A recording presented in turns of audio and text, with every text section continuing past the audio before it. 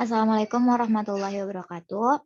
Alhamdulillahirrabbilalamin wa bihi nasta'in wa ala umuri dunya waddin wa salatu wa salamu ala asyrafil anbiya'i wal mursalin wa ala alihi wa sahbihi ajmain amma ba'du. Pertama-tama marilah kita panjatkan puji dan syukur atas kehadirat Allah Subhanahu wa taala karena atas limpahan berkat nikmatnya kita semua dapat berkumpul via Zoom pada kali ini. Tak lupa selawat serta salam selalu tercurah limpahkan kepada junjungan Nabi besar kita Muhammad Shallallahu Alaihi Wasallam, kepada para keluarganya, para sahabatnya, dan kita sebagai para pengikut umatnya hingga akhir zaman. Amin amin ya robbal alamin.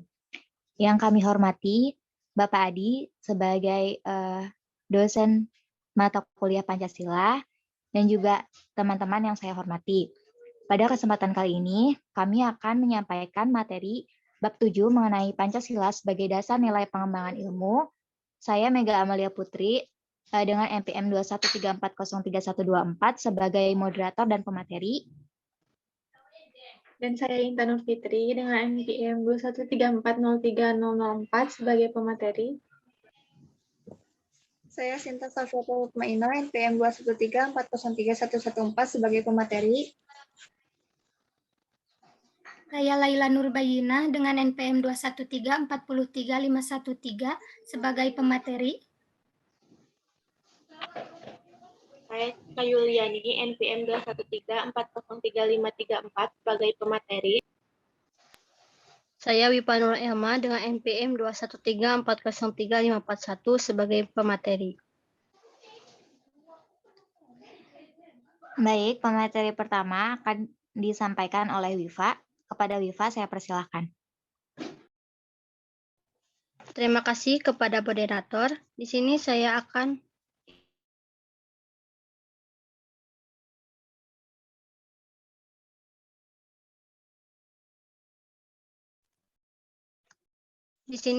akan memaparkan materi bab 7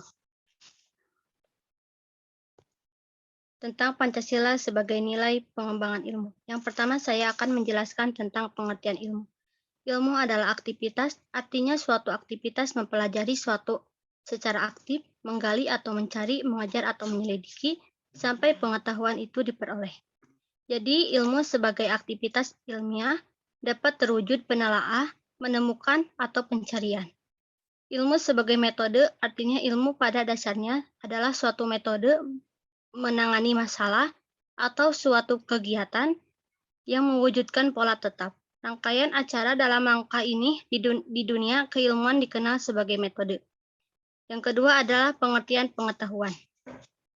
Pengetahuan adalah fakta, kebenaran atau informasi yang diperoleh melalui pengalaman atau pembelajaran disebut dengan priori.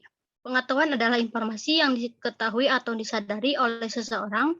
Pengetahuan termasuk atau tetapi bisa dibatasi oleh deskripsi, hipotesi, konsep, atau teori. Prinsip dari prosedur yang secara probabilitas adalah benar atau yang berguna. Yang ketiga, ada perbedaan ilmu dan pengetahuan. Ilmu pengetahuan menjadi salah satu kebutuhan penting yang harus dimiliki oleh setiap orang. Dengan ilmu pengetahuan, seseorang meningkatkan derajatnya dan juga berpeluang untuk mengubah kehidupannya menjadi lebih baik. Meski banyak orang yang berusaha mendapatkan ilmu atau pengetahuan, namun sedikit dari mereka yang tertarik untuk mengetahui arti dari kata ilmu pengetahuan. Dan pasti banyak juga orang yang tidak tahu jika dua kata ini memiliki arti yang berbeda. Ya, meski kata ilmu pengetahuan sering digunakan bersamaan, namun baik ilmu dan pengetahuan adalah dua kata yang berbeda. Ilmu artinya pengetahuan tentang suatu bidang yang telah disusun menurut suatu metode tertentu, sehingga dapat dijelaskan secara rinci dan memiliki kebenaran yang bersifat umum. Yang keempat ada perkembangan iptek. Iptek adalah singkatan dari ilmu pengetahuan dan teknologi. Iptek adalah ilmu yang mempelajari tentang perkembangan teknologi berdasarkan ilmu pengetahuan. Ilmu pengetahuan dalam iptek studi tentang alam perilaku dunia fisik atau melalui metode ilmiah. Teknologi adalah kumpulan teknik atau proses yang digunakan dalam produksi barang atau jasa atau pencapaian tujuan seperti penyelidik ilmiah. Iptek memberi manfaat pada berbagai bidang kehidupan. Yang pertama ada mempermudah komunikasi. Yang kedua, mempermudah pekerjaan manusia. Yang ketiga, waktu yang digunakan lebih efisien. Yang keempat, dapat membantu manusia dalam meningkatkan dan memanfaatkan sumber energi baru yang berguna untuk kelangsungan hidup manusia. Terima kasih. Ya, terima kasih kepada Wifa karena telah menyampaikan materinya. Kemudian materi selanjutnya akan disampaikan oleh Sinta. Kepada Sinta, saya persilakan. Baik, terima kasih kepada moderator. Di sini saya akan menjelaskan tentang Pancasila sebagai dasar pengembangan ilmu pengetahuan dan teknologi. Nilai Pancasila sebagai pengembangan ilmu pengetahuan dan teknologi. Yang pertama, pada sila ketuhanan yang Maha Esa. Sila ini mengkomentasikan ilmu pengetahuan, menciptakan sesuatu berdasarkan pertimbangan antara rasional dan irasional, antara akal, rasa, dan kehendak. Berdasarkan sila ini, iptek tidak hanya memikirkan apa yang ditemukan, dibuktikan, dan diciptakan, tetapi juga dipertimbangkan maksudnya dan akibatnya, apakah merugikan manusia di sekitarnya atau tidak. Sila ini menempatkan manusia di alam semesta bukan sebagai pusatnya, melainkan sebagai bagian yang sistematik dari alam yang diolahnya. Contoh perkembangan iptek dari sila ketuhanan yang Maha Esa adalah ditemukannya teknologi transfer inti sel yang dikenal dengan teknologi cloning, yang dalam pengembangannya pun masih menuai kontroversi. Yang kedua yaitu sila kemanusiaan yang adil dan beradab. Memberikan dasar-dasar moralitas bahwa manusia dalam pengembangan iptek harusnya bersifat beradab. Iptek adalah sebagai hasil budaya manusia yang beradab dan bermoral. Oleh karena itu, pengembangan iptek harus didasarkan pada hakikat dan tujuan demi kesejahteraan manusia. Iptek bukan untuk kesombongan, kecongkakan, dan keserakahan manusia, namun harus diabadikan demi peningkatan harkat dan martabat manusia. Yang ketiga yaitu sila persatuan Indonesia, mengimplementasikan universal dan internasionalisme atau kemanusiaan dari sila-sila lain. Pengembangan iptek diharapkan demi kesejahteraan umat manusia, termasuk di dalamnya kesejahteraan bangsa Indonesia. Pengembangan iptek hendaknya dapat mengembangkan rasa nasionalisme, kebesaran bangsa serta keseluruhan bangsa sebagai bagian dari umat manusia di dunia. Yang keempat yaitu sila kerakyatan yang dipimpin oleh hikmah kebijaksanaan dalam permusyawaratan perwakilan.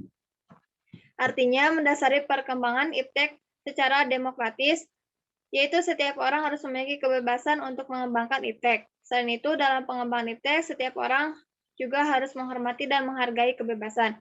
Yang kelima yaitu sila keadilan sosial bagi seluruh rakyat Indonesia. Contoh dari sila kelima ini yaitu ditemukannya varietas bibit unggul padi sila relasi dari teknik radiasi. Penemuan ini adalah hasil buah karya anak bangsa. Diharapkan dalam perkembangan swadaya pangan ini nantinya akan mensejahterakan rakyat Indonesia dan memberikan rasa keadilan setelah ditingkatkannya jumlah produksi sehingga pada perjalanannya, rakyat dari berbagai golongan dapat menikmati beras berkualitas dengan harga yang terjangkau. Sekian yang dapat saya sampaikan. Saya kembalikan lagi ke moderator. Terima kasih. Ya, terima kasih kepada Sinta karena telah menyampaikan materinya. Kemudian materi selanjutnya akan disampaikan oleh saya dan juga rekan saya yaitu Siska. Urgensi kedudukan Pancasila sebagai dasar pengembangan iptek. Urgensi Pancasila sebagai dasar nilai pengembangan ilmu yang pertama yaitu indikator bahwa ilmu pengetahuan itu bebas nilai. Menurut Surajio, ada 3 faktor sebagai indikator bahwa ilmu pengetahuan itu bebas nilai. Yang pertama, ilmu harus bebas dari pengandai-andaian, perlunya kebebasan usaha ilmiah agar otonomi ilmu pengetahuan terjamin, penelitian ilmiah tidak luput dari pertimbangan etis.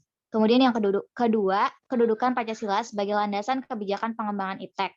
Menurut Sasa Prateja, kedudukan Pancasila sebagai landasan kebijakan pengembangan iptek diantaranya yaitu pengembangan ilmu pengetahuan harus menghormati keyakinan religius masyarakat. Ilmu pengetahuan ditunjukkan bagi pengembangan manusia dan dituntun oleh nilai-nilai etis yang berdasarkan kemanusiaan. Iptek merupakan unsur yang menghomogenisasikan budaya sehingga merupakan untuk mempersatukan dan memungkinkan komunikasi antar masyarakat. Prinsip demokrasi akan menuntut bahwa penguasaan iptek harus merata ke semua masyarakat. Kesenjangan dalam penguasaan iptek harus dipersempit terus-menerus sehingga semakin merata sebagai konsekuensi prinsip keadilan sosial. Kemudian yang ketiga, Pancasila sebagai etika pengembangan iptek. Pengembangan iptek terlebih yang menyangkut manusia haruslah selalu menghormati martabat manusia. Iptek haruslah meningkatkan kualitas hidup manusia. Pengembangan iptek hendaknya membantu pemekaran komunitas manusia. Iptek hendaknya membantu penciptaan manusia yang semakin lebih adil. Kemudian yang keempat adalah konsep Pancasila sebagai dasar nilai pengembangan ilmu. Setiap ilmu pengetahuan dan teknologi yang dikembangkan di Indonesia haruslah tidak bertentangan dengan nilai-nilai yang terkandung dalam Pancasila. Setiap ilmu pengetahuan dan teknologi yang dikembangkan di Indonesia harus menyertakan nilai Pancasila sebagai faktor internal pengembangan ilmu pengetahuan itu sendiri. Kemudian, nilai-nilai Pancasila berperan sebagai rambu normatif bagi pengembangan iptek di Indonesia. Setiap pengembangan ilmu pengetahuan dan teknologi harus berasal dari budaya dan ideologi bangsa Indonesia itu sendiri. Kemudian materi selanjutnya akan disampaikan oleh Siska. Kepada Siska, saya persilahkan. Terima kasih kepada moderator yang telah memberikan kesempatan saya menyampaikan materi. Melanjutkan materi yang disampaikan oleh Mega, yaitu yang kedua, alasan diperlukannya Pancasila sebagai dasar nilai pengembangan ilmu dibagi menjadi 4 bagian. Yang pertama, pluralitas nilai yang berkembang dalam kehidupan bangsa Indonesia dewasa ini seiring dengan kemajuan iptek menimbulkan perubahan dalam cara pandang manusia tentang kehidupan. Yang kedua, dampak negatif yang ditimbulkan kemajuan iptek terhadap lingkungan hidup berada di titik nadir yang membahayakan eksistensi kehidupan manusia di masa yang akan datang. Yang ketiga, perkembangan iptek yang didominasi negara-negara barat dengan politik global ikut mengancam nilai-nilai khas dalam kehidupan bangsa Indonesia. Oleh karena itu, diperlukan orientasi yang jelas untuk menyaring dan menangkal pengaruh nilai-nilai global yang tidak sesuai dengan nilai-nilai kepribadian bangsa Indonesia. Yang keempat, gaya hidup global menggantikan nilai-nilai kearifan lokal. Poin ketiga yaitu dinamika dan tantangan Pancasila sebagai landasan pengembangan iptek. Dibagi menjadi 4 bagian. Yang pertama, kapitalisme menguasai perekonomian dunia termasuk Indonesia. Yang kedua, globalisasi yang menyebabkan lemahnya daya saing bangsa Indonesia dalam pengembangan iptek. Yang ketiga, konsumerisme menyebabkan Indonesia menjadi pasar bagi produk negara lain yang lebih maju. Dan yang keempat, pragmatisme yang berorientasi pada 3 ciri, yaitu keberhasilan, kepuasan, dan hasil. Terima kasih. Ya, terima kasih kepada Siska karena telah menyampaikan materinya.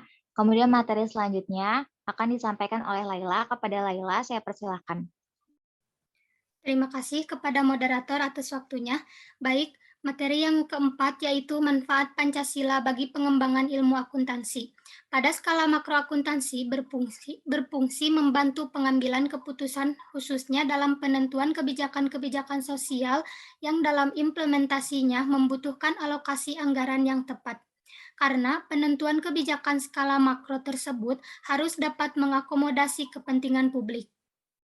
Maka, akuntansi harus memberikan informasi yang netral sehingga tidak hanya kepentingan pihak-pihak tertentu saja yang terakomodasi.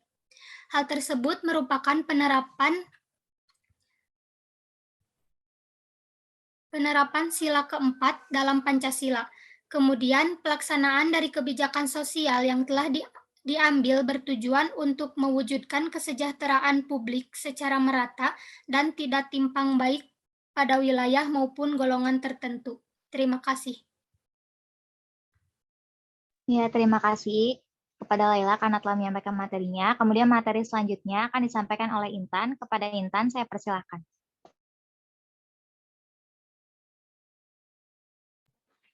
Baik, yang selanjutnya ada kaitan dan cara menjadikan Pancasila melandasi keilmuan akuntansi. Sila pertama, seorang akuntan mempertanggungjawabkan hasil pekerjaannya kepada Tuhan Yang Maha Esa. Kebenaran atau kecurangan yang diperbuat akan dicatat sebagai amal baik atau buruk. Sila kedua, seorang akuntan harus adil, dalam artian tidak boleh berlaku curang untuk mementingkan keuntungan suatu kelompok dan merugikan yang lainnya. Sila ketiga, penerapan semangat persatuan tertentu sangat dibutuhkan untuk melekatkan hubungan antar perusahaan. Sila keempat, seorang akuntan tidak memutuskan sesuatu sendiri, akan tetapi melakukan musyawarah. Sila kelima, seorang akuntan harus turut serta dalam mensejahterakan rakyat melalui profesinya, yaitu dengan bersikap jujur dalam bekerja. Selanjutnya ada kesan dan pesan. Kesan, kami menyukai cara Bapak yang memberikan materi lewat video, karena dengan begitu kami bisa membuka materinya kapan saja atau pada saat kami benar-benar bisa fokus pada materi. Selain itu, kami juga menyukai metode diskusi di Zoom. Dengan begitu, kami dituntut untuk aktif, dan tentu saja hal tersebut akan meningkatkan wawasan kami. Selanjutnya, pesannya yaitu semoga ilmu yang telah kami dapatkan selama 1 semester ini bisa bermanfaat dan bisa kami amalkan. Ya, terima kasih kepada Intan karena telah menyampaikan materinya. Alhamdulillah, kami dari kelas akuntansi D telah selesai menyampaikan materi tentang bab 7. Kurang lebihnya kami mohon maaf. Saya selaku moderator pamit undur diri. Wassalamualaikum warahmatullahi wabarakatuh.